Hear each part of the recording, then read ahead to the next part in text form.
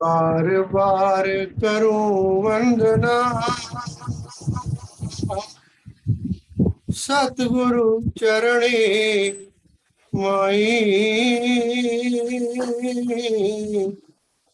मंगत सतगुरु भेंट से नहीं आई। बार बार करूं वंदना सतगुरु चरणे माई। सतगुरु भेंट से फिर गर्भ नहीं आई। इस जामे को धार के प्रभ संग मेला पायो। सिद्ध पीर अवतार सब मनुष दे धर आयो। पानी ऊंचे पंथ का ऋणी रंचक नहीं आए। मंगत प्रभ दरगाह माई भावै खनी सजाए। पानी ऊंचे पंथ का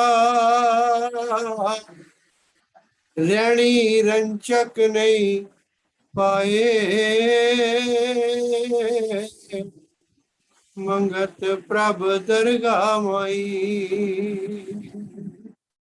पावै खनी सजाए। ओम ब्रह्म सत्य सर्वधाम।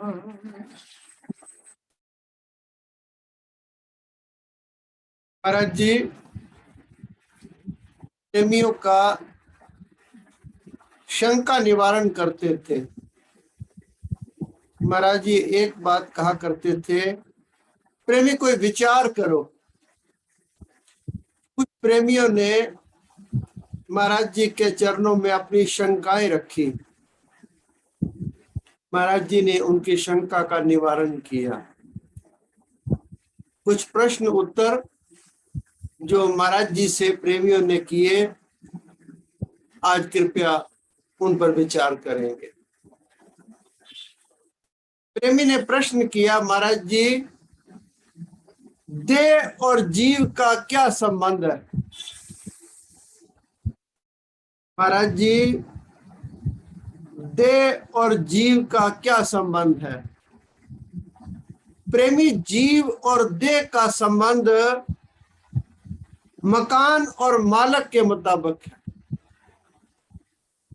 शरीर रूपी मकान में जीव रूपी मालक है, यानी जो मालिक है वो अंदर बैठा हुआ जीव है जो परमात्मा से जुड़ा हुआ है। गीता में अधिभूत, अधिदेव, अध्यात्म स्वरूप, प्रकृति का मालक, आदि यज्ञ स्वरूप, जीवन शक्ति का बयान है। इस पर आप विचार करें।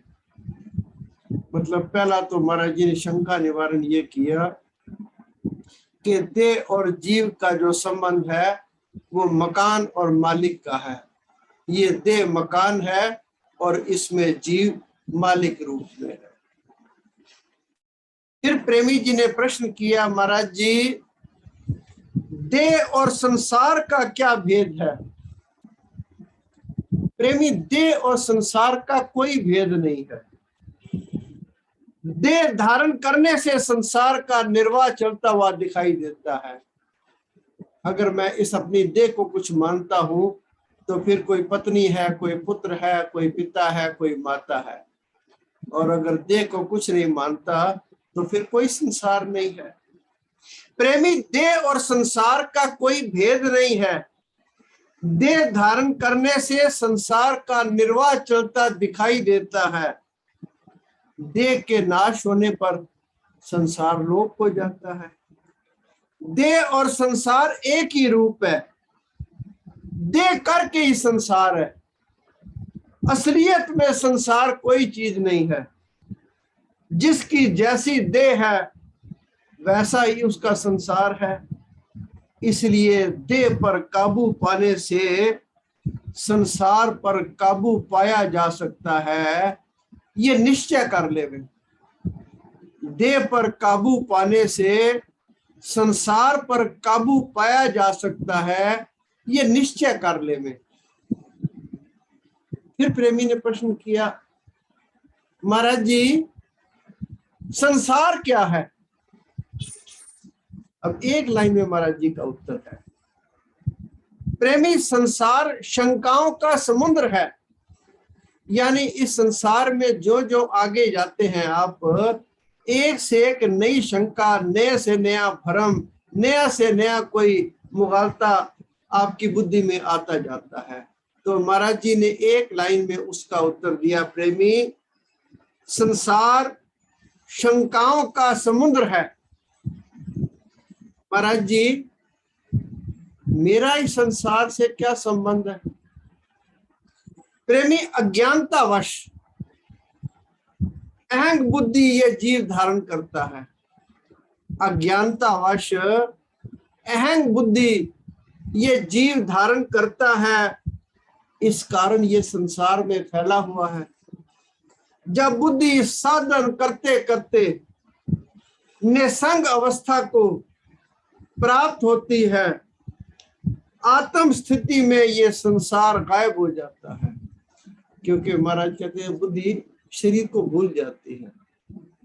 जब साधन करते करते बुद्धि निसंग अवस्था को प्राप्त होती है, आत्म स्थिति द्वारा संसार गायब हो जाता है।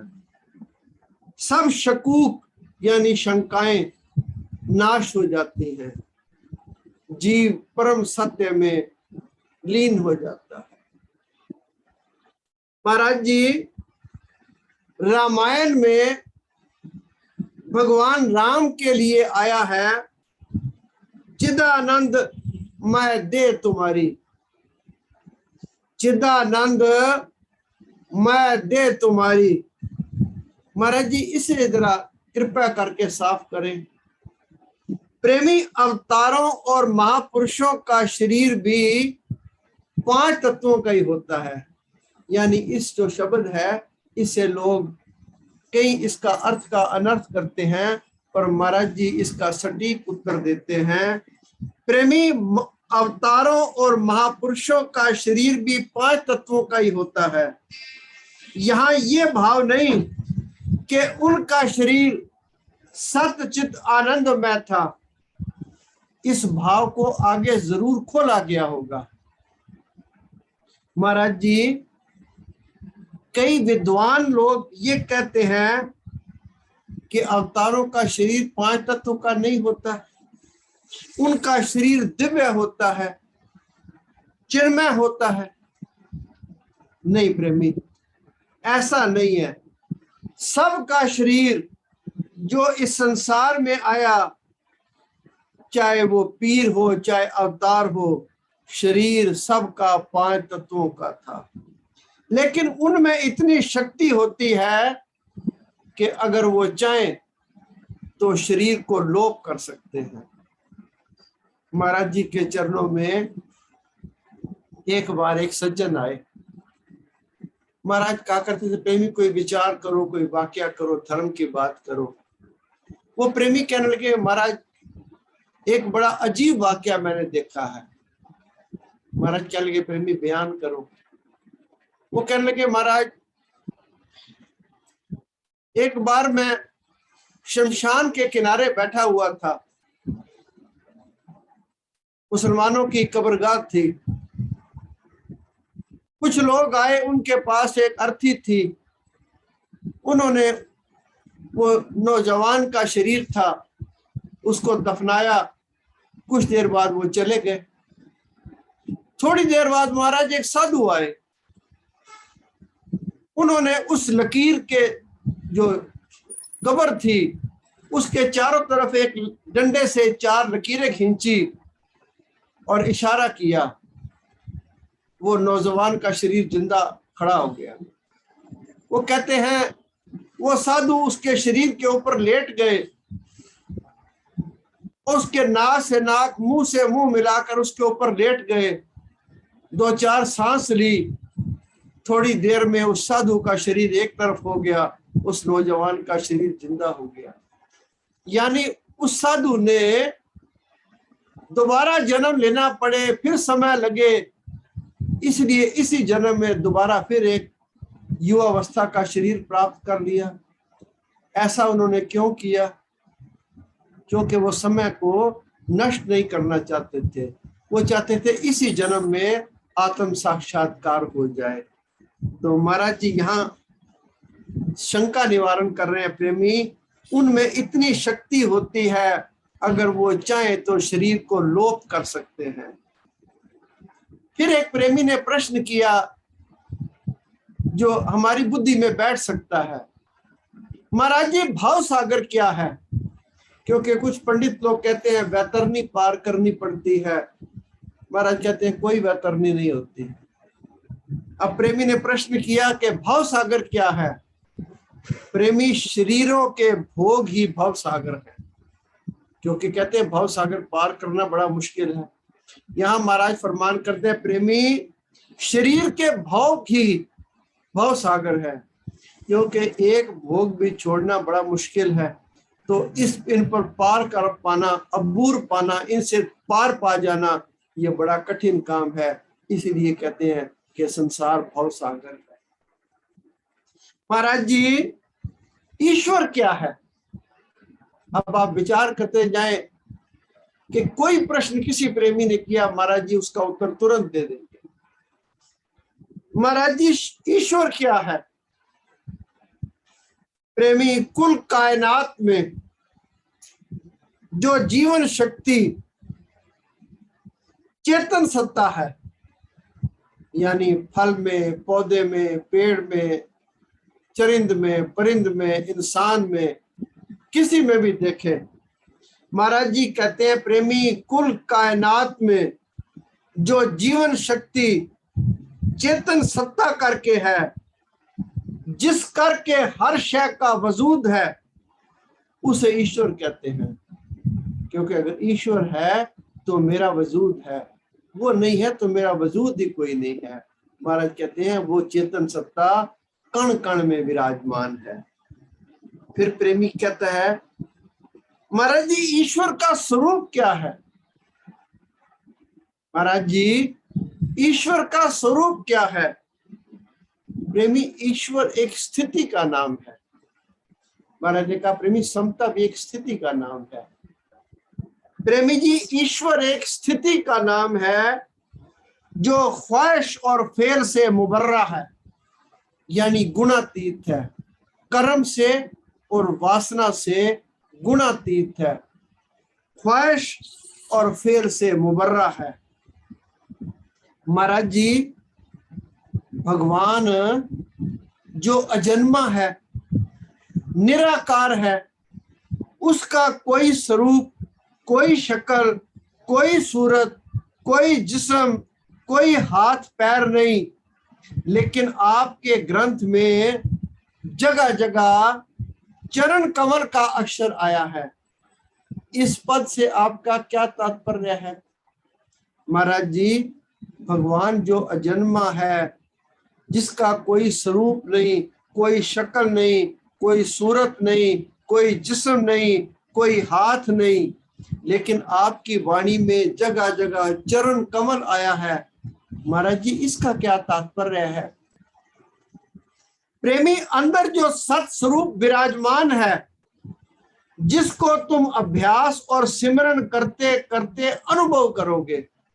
प्रेमी अंदर तो सबके है।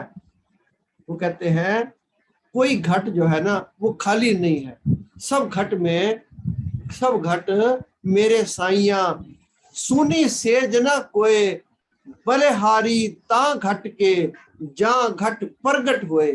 वो हर घट में है, मगर बलिहार उस घट पर जिसने उसको अपने अंदर प्रकट कर लिया।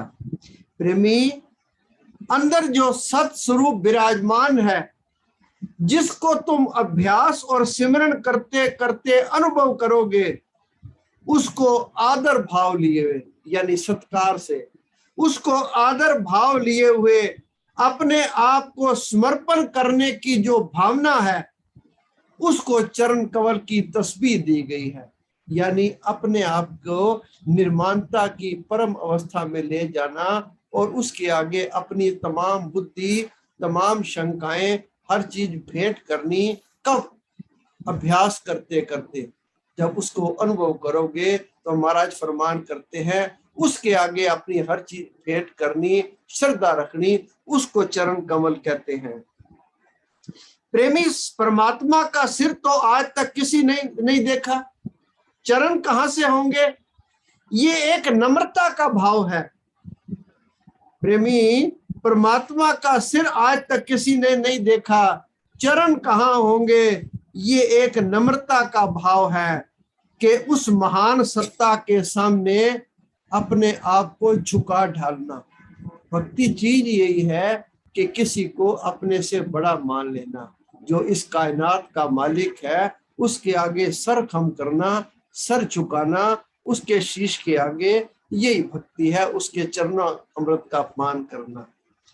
प्रेमी, जब जीव झुकता है तो सबसे पहले चरण की तरफ दृष्टि जाती है। इस वास्ते भगवान के प्रति जो कुछ भी विचार वाणी में प्रकट है, वो आजिज़ी और आदर का भाव लिए हुए चरण कमल के नाम से कहे गए हैं। इस असत शरीर में जो सत अविनाशी है, उसको संत लोगों ने चरण कमल के नाम से पुकारा है। इस असत शरीर में जो सत स्वरूप अविनाशी है, उसको संतों ने चरण कमल कहकर पुकारा है। दूसरे भाव में इस दुख रूपी शरीर में, दूसरे भाव में इस दुख रूपी शरीर में जो पूर्ण सुख रूप तत्व है, उसको संतों ने चरण कमल का नाम दिया है। तो इसका एक अर्थ ये भी निकलता है कि वैसे तो हर समय आप नतमस्तक हो, उसकी पूजा करें, याचना करें, अर्चना करें, लेकिन जब कभी दुख की घड़ी आ जाए तो अंतर जो सुख का सागर विराजमान है, बस उसका सहारा पकड़ लो। महाराज जी,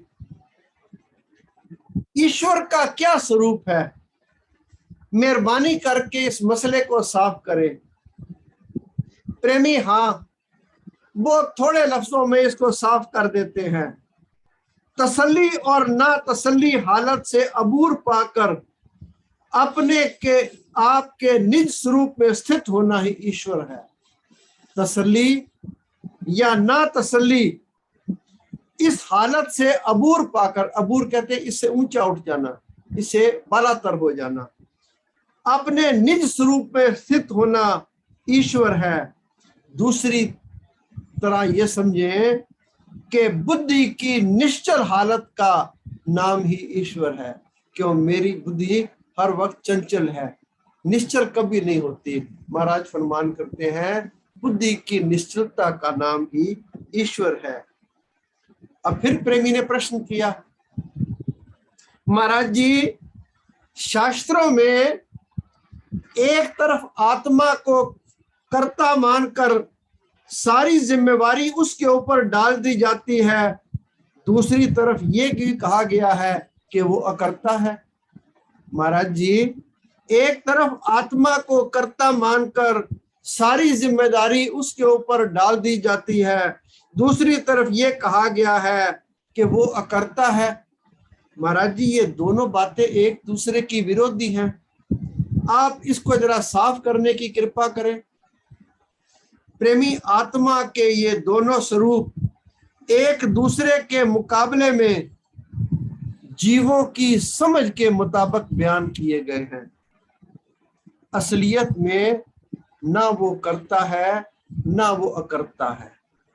जब तुम इस अवस्था तक पहुंचोगे तो ये भेद अपने आप खुल जाएगा। आत्मा को कर्ता मानना और अपने आप को निमित्त मात्र मानना, उसकी आज्ञा में देखना, ये अपने आप को निर्बंधन करने का एक उपाय है। हमारा यहाँ और क्लैरिटी कर रहे हैं इसमें। आत्मा को कर्ता मानना, अपने आप को निमित्त मात्र उसकी आज्ञा में देखना, अपने आप को निर्बंधन मानने का, करने का एक उपाय है। ऐसा करते करते बुद्धि जब उस अवस्था तक पहुंचती है तो ये सूक्ष्म से सूक्ष्म तत्व को महसूस करने लगती है। ये देखती है कि गुण गुणों में बरत रहे हैं। आत्मा तो वास्तव में निर्लेप है, अकर्ता है। इससे ऊपर जब बुद्धि पहुंचती है, उसका स्थान तवाजुन यानी संतुलन, बैलेंस ऑफ माइंड इतना सूक्ष्म हो जाता है कि कर्ता और अकर्ता का झगड़ा ही खत्म हो जाता है। फिर ये ऐसी स्थिति में पहुंच जाती है जिसका बयान नहीं किया जा सकता। प्रेमी, ये गूंगे का गुण है, यानी गूंगा सब कुछ समझ के भी कुछ बतला नहीं सकता। प्रेमी, ये गूंगे का गुण है जो स्थिति प्राप्त करके ही जाना जा सकता है। एक वाक्य है महाराज जी के जीवन का। महाराज जी के पास बड़े बड़े बुद्धिमान प्रेमी भी आए और बड़े बड़े कम अकल के लोग भी आए। एक प्रेमी थे सालग्राम जी एडवोकेट, वो महाराज जी के चरणों में आए। अब उनके जीवन का एक वाक्य आप सुनिए। मेरे भाई ने मुझे बताया, गंगोटिया में एक बड़े प्रसिद्ध महात्मा मंगत राम जी हैं, उनकी बड़ी चर्चा है। ये भी पता चला है कि वो बाल ब्रह्मचारी हैं, विचार उनके बड़े ऊंचे हैं। ऐसा भी सुना है कि वो विद्वान नहीं है, बल्कि साधारण सी उनकी उर्दू की शिक्षा है।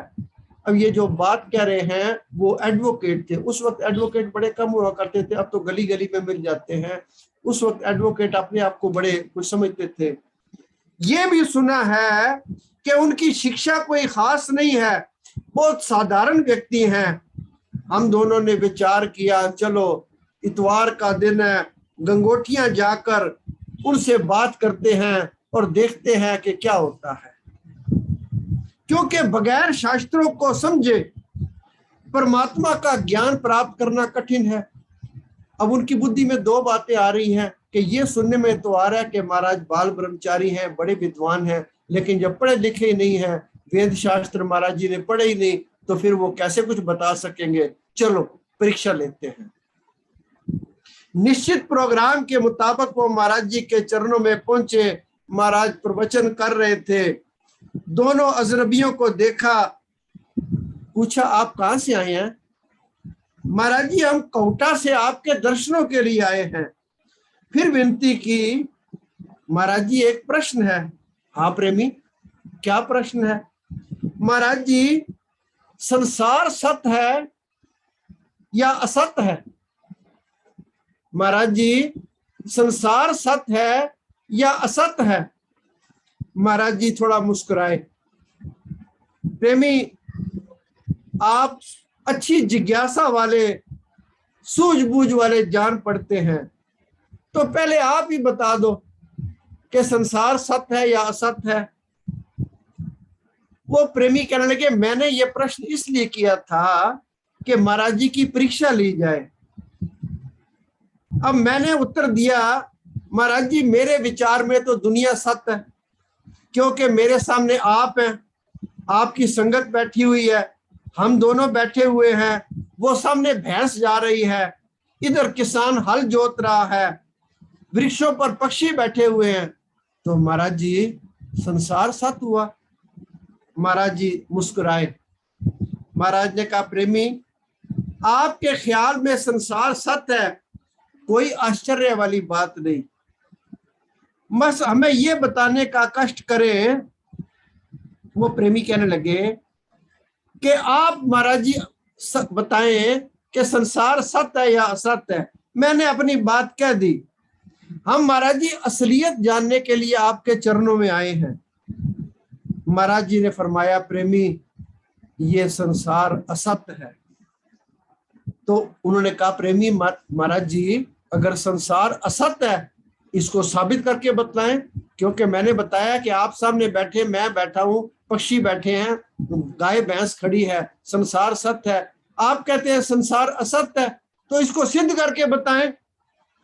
प्रेमी 5 मिनट के लिए अपनी मुंह और आंखें बंद कर लो, कानों में उंगलियां डाल लो, पूरी कोशिश करके अपने मन को स्थिर कर लो, कोई संकल्प विकल्प मन में ना उठाओ, समानता की मूर्ति बन जाओ।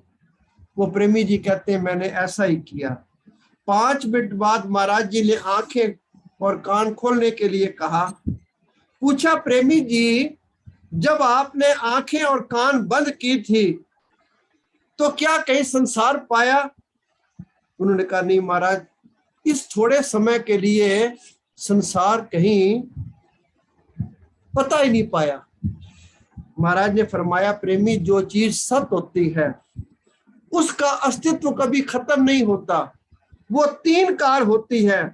क्योंकि तुमने खुद अभी माना कि 2-4 मिनट के लिए तुम्हें संसार का पता नहीं चला, तो प्रेमी सत्य केवल आत्मा है जिसका अस्तित्व कभी खत्म नहीं होता।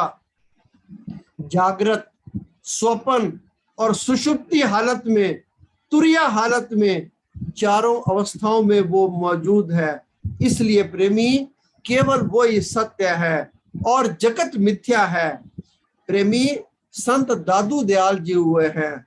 दादू ने कहा, दादू दूसरा कोई नहीं, दूसर मन की दौड़, दौड़ मिटी संशा गया, वस्त ठोर की ठोर। प्रेमी सिवाय परमात्मा के कोई दूसरी वस्तु है ही नहीं। मन की दौड़ धूप ही संसार है। इसी करके संसार का नजारा है जब मन ठहर जाता है। प्रेमी जब मन ठहर जाता है, चित्त वृत्ति का निरोध हो जाता है, समता प्राप्ति, भाव की प्राप्ति होने पर सब नजारे ये मायावी हैं, जो धोखा है, ये खत्म होकर सत वस्तु आत्मा ज्यों की त्यों भासती है। प्रेमी सब जग रूप ब्रह्म का, भेद भरम नहीं कोई, मंगत सत तत् खोजिए फिर जन्म नहीं हुए। सब जग रूप ब्रह्म का, भेद भरम नहीं कोई, मंगत सत तत् खोजिए फिर जन्म नहीं हुए। ओम ब्रह्म सत्यम सरोवर।